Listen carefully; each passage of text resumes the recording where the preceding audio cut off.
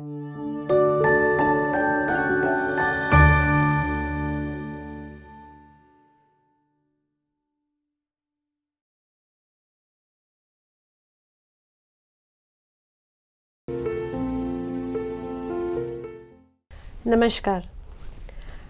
आज हम अपने आसपास के वातावरण में देखें तो शायद हमें ऐसे बहुत सारे मामले देखने, सुनने और पढ़ने में आते हैं जहां हमें ये पता पड़ता है कि कई युवा और कई बड़ी उम्र के लोग भी ऐसे हैं जिन्होंने आत्मघाती हमले करके और अपने अमूल्य जीवन को ख़त्म कर लिया। आज की हमारी चर्चा इसी विषय पर आधारित है जिसमें हम कुछ सवाल करेंगे आज की हमारी काउंसलिंग साइकोलॉजिस्ट मिसेस माया बोहरा से।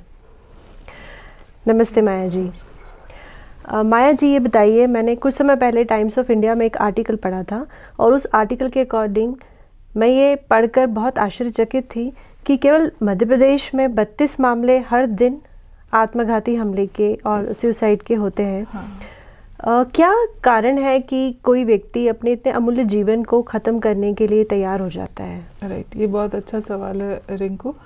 और ऐसे बहुत सारे कारण हैं, हम स्टेप बाय स्टेप बोलते हैं। सबसे मुख्य और अहम कारण होता है मानसिक बीमारी, मेंटल इलनेस।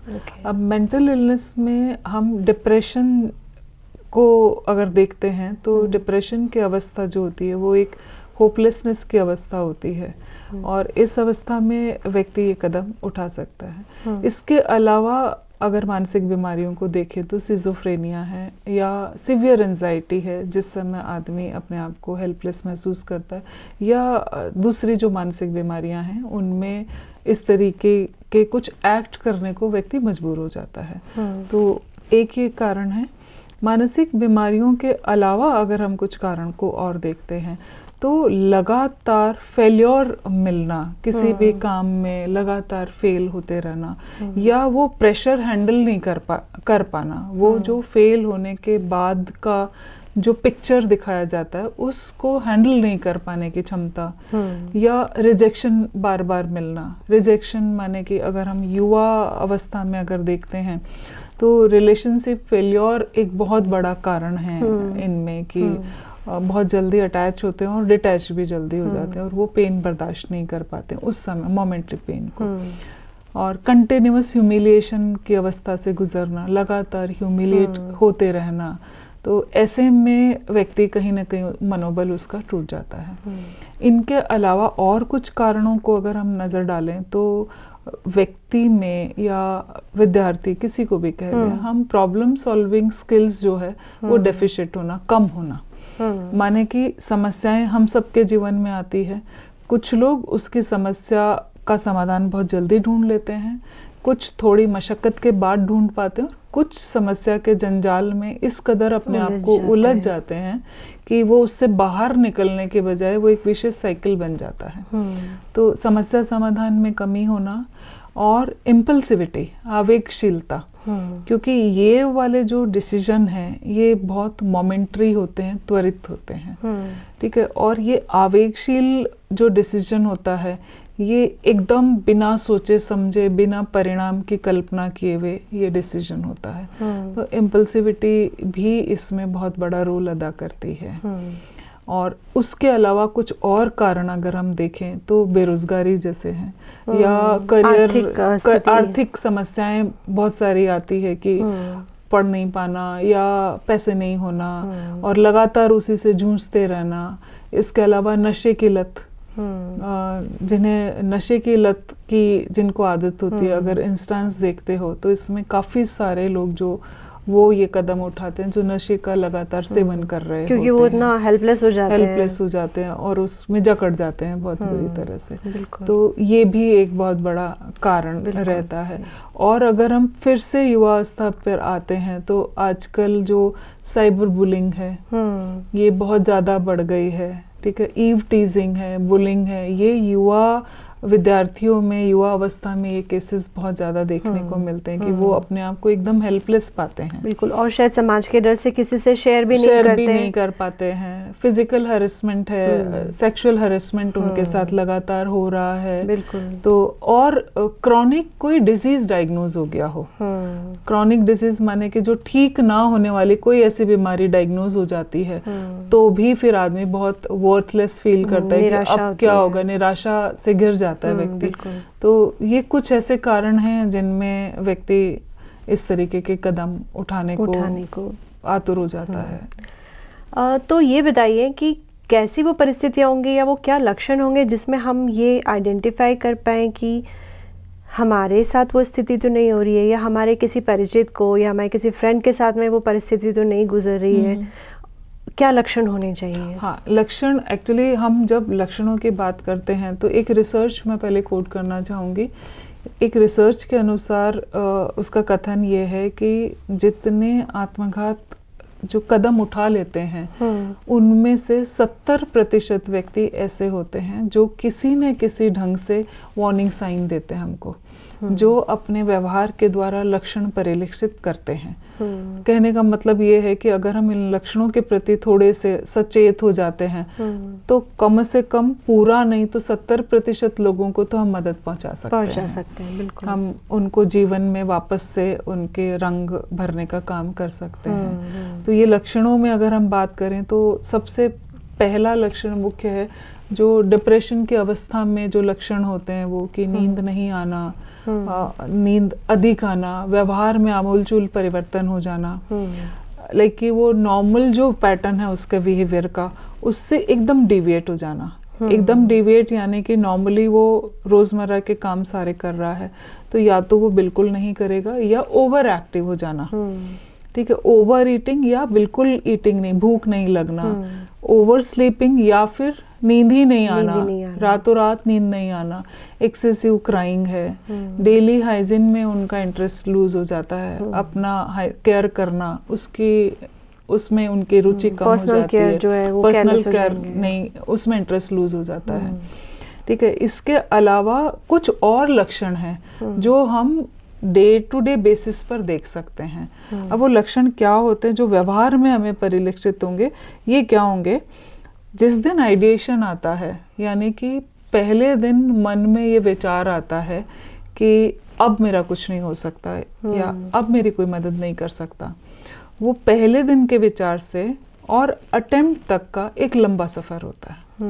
ये एक्ट कतई ऐसा नहीं होता है कि आज मैंने सोच लिया और आज ही मैं कर लूँ। 70% लोग जो होते हैं जो इम्पल्सिव नहीं, इम्पल्सिविटी जहाँ इंक्लूड नहीं है, बाकी के उन मामलों में आइडिएशन से अटेम्प्ट तक का एक लंबा सफर होता है। उस दरमियान व्यक्ति बहुत सारे इंडिकेशन देता है, बहुत सारे तरीके से क्लू देता है आपको कि वो किसी न किसी इमोशनल पेन से गुजर रहा है और उसे मदद की ज़रूरत है। अब वो पेन कैसे देता है, कैसे आपको बताता है? डे टू डे कॉन्वर्सेशन में वो आपको ज़रूर बताता है, बार बार बताता है कि देखना, जैसे स्टेटमेंट कैसे आते हैं, देखना अब मैं नहीं रहूँगी ना तो सब ठीक हो जाएगा। ठीक है, या अब मेरी कोई मदद नहीं कर सकता है। ठीक है, मेरी कोई वक्त ही नहीं है, मैं रह के क्या करूं। ठीक है, ये इस तरीके के नकारात्मक स्टेटमेंट आप बार बार सुनेंगे। एक बार कहना और बार बार कहना बहुत फर्क है। तो जाने अनजाने उनके मुंह से बार बार ये स्टेटमेंट निकलते हैं और ये स्टेटमेंट जैसे ही निकलते हैं इसका मतलब है वो आपसे अपनी व्यथा बताना चाहता है। क्योंकि कोई भी व्यक्ति आपको कभी भी डायरेक्टली आके ये नहीं कहेगा कि रिंकू देखो अब मैं सुसाइड कर रही हूँ। वो आपसे इनडायरेक्टली कन्वे करके आपसे मदद मांगता है, हिंट्स देते हैं, बहुत सारे ऐसे हिंट्स देते हैं। इसके अलावा अगर हम अडल्ट्स में देखते हैं तो अडल्ट बार बार आपको हिदायतें देते हैं कि देखना मेरे बाद ये कर लेना, ये चीज़ें हैं, ये एसेट्स है, इनका उपयोग ऐसे कर लेना। ये अक्सर उनके व्यवहार में हमको दिख सकता है। तो ये हिदायतों को भी ध्यान में रखना है। और इसके अलावा अपने जो अचीव्ड जो पोजीशन है, अपनी जो चीज़ें उन्होंने हासिल की है, उनकी जो प्रिय चीज़ें हैं, उनका डिस्ट्रीब्यूशन भी बहुत जगह देखा गया है। कि उनको लगता है ये मेरी बहुत प्रिय चीज़ थी, अच्छा ये संभाल के रख सकती है तो मैं उसको दे दूँ, मेरे बाद इसकी केयर कैसे होगी। तो वो वहाँ से वो भी दिखता है हमको व्यवहार में। और अगर हम युवा अवस्था को अगर देखते हैं, इंडिकेशन उनके क्या होते हैं कि सोशल मीडिया पे आजकल युवा बहुत एक्टिव है। तो जब इस मानसिक अवस्था से गुजर रहा होता है वो बच्चा, सोशल मीडिया के थ्रू बहुत सारे ऐसे पोस्ट डालता है, बहुत सारे इंडिकेटर्स देता है, लाइक डिस्पैरिटी से भरे हुए, डेथ से रिलेटेड, इमोशनल पेन से related, I can't tolerate, I can't do anything, ऐसे कुछ आपको डार्कनेस से रिलेटेड पोस्ट आपको फ्रीक्वेंट दिखेंगे वहाँ पर। और अभी जैसे हम लोग हेल्पलाइन चलाते हैं तो कई बार ऐसा भी हमारे पास कॉलर्स कॉल करके बताते हैं कि व्हाट्सएप स्टेटस भी अपडेट कर देते हैं कि ये मेरा स्टेटस है कि आई विल बी नो मोर या अलविदा, ऐसे स्टेटस डालना। तो कुछ इंडिकेटर्स यहाँ से सोशल मीडिया के थ्रू देते हैं, स्टोरीज लिखना, पोएम्स लिखना, जीवन को ख़त्म करने से रिलेटेड या डार्कनेस से रिलेटेड। तो ये बहुत सारे अलग अलग माध्यम से हमसे क्लू देते हैं, अलग अलग तरीके से हमको बताते हैं। और बेसिकली ये लक्षण आपका अटेंशन गेन करने के लिए नहीं होते हैं। हम लोग ये मान लेते हैं कि ये सब आपका अटेंशन गेन करने के लिए कर रहे हैं, पर ये basically these are cry for help. ये आपसे मदद की गुहार करते हैं, मदद की मांग करते हैं आपसे, और ये आपको बताना चाहते हैं वो बहुत सीवियर इमोशनल पेन से गुजर रहे हैं जिसमें आपकी हेल्प की ज़रूरत है। बिल्कुल, मुझे लगता है बहुत आइडेंटिफाई करना बड़ा मुश्किल है कि कौन सा व्यक्ति अटेंशन सीकिंग है और कौन सा व्यक्ति वाकई पेन से गुजर रहा है। Right. और आई थिंक एक लेमैन के लिए बड़ा मुश्किल है कि वो उन इमोशंस को समझ के और उस व्यक्ति को काउंसल करने की कोशिश करे, या थोड़ी सी आप सुन भी लें, बट आपको फिर भी कहीं तो ये महसूस होगा कि हम एक जानकार व्यक्ति के पास इस व्यक्ति को ले जा सकें, उनको कोई सहायता मिल सके। तो यदि हमें अपने आप में या हमें अपने परिचित में किसी में ये से लक्षण दिखाई देते हैं तो हमें सलाह के लिए क्या करना चाहिए, किसके पास जाना चाहिए? अच्छा, सलाह के पहले जो स्टेप है मैं पहले उस पर बात करती हूँ। और उसके पहले जैसे तुमने कहा कि अटेंशन सीकिंग बिहेवियर और उसमें हम नहीं समझ पाते हैं, तो जो अटेंशन सीकिंग बिहेवियर होता है ना वो बहुत डायरेक्टिव होता है। डायरेक्टली आपको इंडिकेट करता है कि देखो आप अगर ऐसा नहीं करोगे तो बार्गेन बोल सकते हैं, या डायरेक्टिव आपको मैसेज देते हैं। लेकिन जो इमोशनल पेन से गुजर रहे हैं वो आपको व्यवहारिक लक्षणों से, शारीरिक उनकी व्याधियों से, वो अलग अलग माध्यम से आपको इनडायरेक्टिव लक्षण देते हैं। ये एकदम चुप हो जाते हैं, आइसोलेट हो जाएंगे, विड्रॉल इनमें बहुत कॉमन देखने को मिलेगा, day to day pleasurable activities से बिल्कुल इंटरेस्ट लूज हो जाना। तो ये सारे माध्यमों से हमको बताते हैं कि वो किसी इमोशनल डिस्ट्रेस से गुजर रहे हैं, है ना। अब दूसरे सवाल पे मैं बाद में आती हूँ, पहले मैं उस पे आती हूँ कि हम कैसे क्या करें वहाँ पर। अगर हम लक्षण देख लें तो पहले हमें क्या करना है।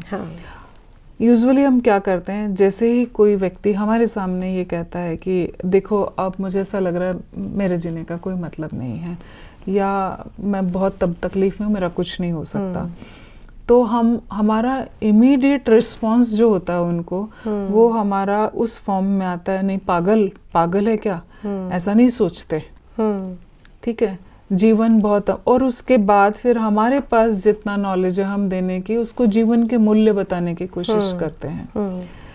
लेकिन ऐसा नहीं है कि उसको जीवन का मूल्य नहीं मालूम है। और साथ में हम उसको ये थ्रेट देते हैं या गिल्ट देते हैं कि देखो तुम्हारे परिवार का क्या होगा, तुम अकेले नहीं हो, तुम्हारे जीवन के साथ तुम्हारा परिवार है, माता पिता है, जिम्मेदारियां समझाने की कोशिश करते हैं। बेसिकली वो उन सब जिम्मेदारियों का आभास है, इसीलिए वो इस तरीके से जा रहे हैं वो। तो हमें सबसे पहला जो डोंट्स में हम लिस्ट में लेते हैं, हमें इस तरीके से कभी भी कोई जीवन दर्शन का ज्ञान नहीं देना है, ना कोई जिम्मेदारियों का एहसास करवाना है। क्योंकि तो ये जितनी भी चीज़ें हैं इनका हमको ध्यान रखना है। माने कि डोंट्स वाली जो लिस्ट है उसमें सबसे पहला नंबर यही आता है कि हम व्यक्ति को कभी भी कोई ज्ञान नहीं दें। उन्हें आपके ज्ञान की आवश्यकता नहीं है, बेसिकली उनको आपके कान की आवश्यकता है, आपके ध्यान की आवश्यकता है। माने इसका मतलब ये है कि उनके अंदर जो दर्द है, उनके अंदर जो पेन है, उस पेन को आपको वेंटिलेट करवाना है, उस पेन को आपको बाहर निकालना है। अब बाहर निकालने के लिए हम क्या करें? मेन प्रॉब्लम जो साइकोलॉजिकल फर्स्ट एड की हम बात करते हैं, उसके लिए हम क्या करें? सबसे पहले हम उसको कॉन्फिडेंस में लें। कॉन्फिडेंस में ऐसे लिया जाता है कि जो भी इस दर्द से गुजर रहा होता है वो कभी भी ये नहीं चाहता कि उसका ये जो प्रॉब्लम है या जो समस्या है वो सब जगह जाहिर हो। हाँ बिल्कुल। तो वो जाहिर ना हो इस चक्कर में वो अपने तक रखते हैं कि लोगों को ना पता चले। तो सबसे पहले हमें यहाँ कॉन्फिडेंस बिल्ड करना है कि आप जो भी मुझसे शेयर करेंगे, हम हर संभव कोशिश करेंगे कि हम पूरी कॉन्फिडेंशियलिटी मेंटेन करें अनटिल अनलेस हमें किसी प्रोफेशनल की हेल्प नहीं लेनी हो। ठीक है, वहाँ तक हम कॉन्फिडेंशियलिटी को मेंटेन करेंगे। फिर सेकंड हम बोल सकते हैं कि आप बिल्कुल खुलकर अपनी बात बताएं कि आप कब से ये महसूस कर रहे हैं या क्या चल रहा है आपके अंदर, और उसको ओपन एंडेड क्वेश्चंस हम उनको पूछें, खुले प्रश्न हम उसी। अब प्रश्न हमको क्या पूछने हैं? प्रश्न हमको जो व्यक्ति अपनी प्रॉब्लम बताता है या जो विचार बताता है, हमको सिर्फ प्रश्न उसी संदर्भ में पूछने हैं, ना कि उसके एंटायर परिवार जीवन से रिलेटेड, उससे नहीं पूछने हैं हमको। और एक और बहुत जो बड़ी गलती हम करते हैं, जैसे कोई बताता है या अपनी चीजें शेयर करता है तो या तो हम अपनी स्टोरीज से इंटरप्ट करते हैं उनको, हम रिलेट करने लग जाते हैं। हाँ, हम अपनी बातें शेयर करने अपनी बातें, या हम उनको शायद मोटिवेट करने के लिए बताते हैं कि तुम्हारी अवस्था में मैंने ये किया था। हाँ। तो ये जो इंटरप्शन है ना, इस तरीके से अपने स्टोरीज से इंटरप्ट करना उनको, ये उनको अपनी समस्या को बताने से डिमोटिवेट करता है और उनको ऐसा लगता है कि इसके लिए, मेरी समस्या के लिए कोई हल नहीं है, वैल्यू नहीं है ये, या सुनने की इच्छा में नहीं है। तो वो डिस्करेज हो जाते हैं बताने के लिए हमको, तो वो नहीं बता पाते हैं। और एक जो गलती हम करते हैं, जैसे ही वो बताते हैं तो हमारे फेशियल एक्सप्रेशंस है ना, बड़े बहुत चक्का देने वाले, हम सेटल नहीं रहते हैं। ठीक है, हम आश्चर्यजनक जैसे कुछ अपने बताते हैं कि ओ ऐसे नहीं क्या होगा। तो ये जो चीज़ें हैं हमारे बिहेवियरल जो जेस्चर्स है हमारे, इन जेस्चर्स को भी हमको बहुत समभाव में रह के सुनना है, जो कि काफ़ी इनवॉलेंटरी होते हैं, बट हमें कंट्रोल करना पड़ेगा, हमें समभाव रखना है हमको। और व्यक्ति अगर ऐसी स्थिति में रोने लग जाए तो लेट इट बी, उसको हमको पूरा अवसर देना चाहिए। यहाँ भी हम ये करते हैं कि नहीं, तुमको रोना तो बिल्कुल नहीं चाहिए, रोना नहीं है, रोए बिना मुझसे बात बताओ। तो ये चीज़ भी हमको नहीं करनी है। उसको पूरा समय दें अपने इमोशंस को वेंटिलेट करने का, अपने विचारों को वेंटिलेट करने का। और जब ये वेंटिलेशन हो जाता है, उसके बाद हम सब कुछ अपने आप नहीं कर सकते हैं। तो बेटर है उसको इधर उधर कहीं स्प्रेड किए बजाय बिना हम किसी प्रोफेशनल को हम सीधे अप्रोच कर सकते हैं। हमारे आसपास में कोई प्रोफेशनल हो, सोशल वर्कर हो जो इसमें ट्रेंड हो, या फिर बहुत सारी हेल्पलाइंस अभी काम कर रही है, तो हम डायरेक्टली हेल्पलाइन के कांटेक्ट करके हम उनको बता सकते हैं, या जो पीड़ा से व्यक्ति गुजर रहा है हम उसको बता सकते हैं कि देखो मैं जानता हूँ या मैं जानती हूँ कि फलाने ये XYZ जो लोग हैं ये आपकी बहुत अच्छी मदद करेंगे और प्रोफेशनली हेल्प करेंगे आपकी। तो हम यहाँ से मदद ले सकते हैं। तो हम इस ढंग से मदद उनको ले सकते हैं, उनको दे सकते हैं उनको, और उनकी मदद कर सकते हैं। और उसको पब्लिसाइज कभी भी नहीं करें। हाँ बिल्कुल, क्योंकि जहाँ पब्लिसिटी हुई वहाँ ये थॉट और प्रोमिनेंट होने लगता है। हाँ, और वो शायद वो बॉन्ड जो है ट्रस्ट का वो भी ब्रीच करेगा, टूट जाएगा वो। हाँ, तो कुछ इस ढंग से हम उसको एक फर्स्ट एड प्रोवाइड कर सकते हैं। फर्स्ट एड माने कि उनसे शेयर करवा सकते हैं। अगर व्यक्ति वर्बलाइज नहीं कर पा रहा है तो हम उसको अवसर दें और साथ में उसको बोले आप लिख लें। ओके। राइटिंग भी है, एक फॉर्म ऑफ शेयरिंग हो सकती है। राइटिंग के फॉर्म में अपनी शेयरिंग, आप अपने विचारों को वेंटिलेट कर सकते हो। तो ये दोनों माध्यम से आप पहले वेंटिलेट करवाएं और उसके बाद में तुरंत आप किसी हेल्प के लिए उनको प्रेरित करें कि हम हेल्प ले लें वहाँ पर, ज़्यादा सही रहेगा ये। माया जी, आपने बहुत ही अच्छी बातें बताई। मुझे लगता है कि ये बहुत ज़रूरी है हमारे लिए समझना, या उस ऐसे किसी भी व्यक्ति के लिए समझना जो किसी ऐसे दौर से गुजर रहा है जिसको कि इमोशनल आउटबर्स्ट है, बहुत ज़्यादा डिप्रेशन में है, एंजाइटी है, हेल्पलेस फील कर रहे हैं। तो आप ये समझिए कि आपकी हर परेशानी का हल कहीं ना कहीं मौजूद है। ज़रूरत है आपको बताने की, उस किसी व्यक्ति से बताने की जो कि आपके सबसे करीब है, जिस पर कि आपको विश्वास है।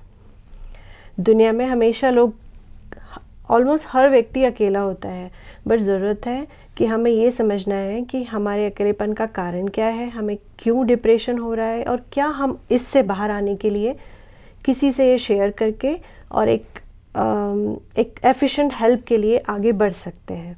यदि हम ऐसा करते हैं तो हम अपनी निराशा से बहुत ही सफलतापूर्वक बाहर आ पाएंगे। मैं यहाँ पे उपस्थित हमारे सारे टीचर्स को ये बताना चाहूँगी कि ये हमारे लिए एक अत्यंत आवश्यक चीज़ है, आइडेंटिफाई करना कि क्या हमारे स्कूल में कोई बच्चे इस दौर से गुजर रहे हैं।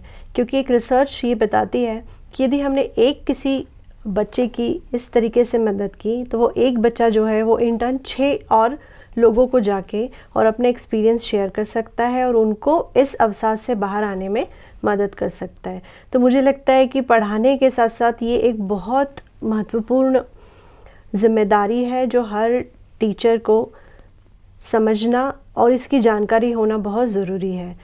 सफलता और असफलता जीवन में आती जाती रहती है, मगर कोई भी असफलता हमें अपने आप को नुकसान पहुंचाने के लिए प्रेरित नहीं करना चाहिए। माया जी, आज के सेशन के लिए बहुत बहुत धन्यवाद, और इतनी महत्वपूर्ण जानकारी के लिए मेरी तरफ से और हमारे सारे टीचर्स की तरफ से आपको बहुत बहुत धन्यवाद। Thank you, my pleasure. Thank you. नमस्ते।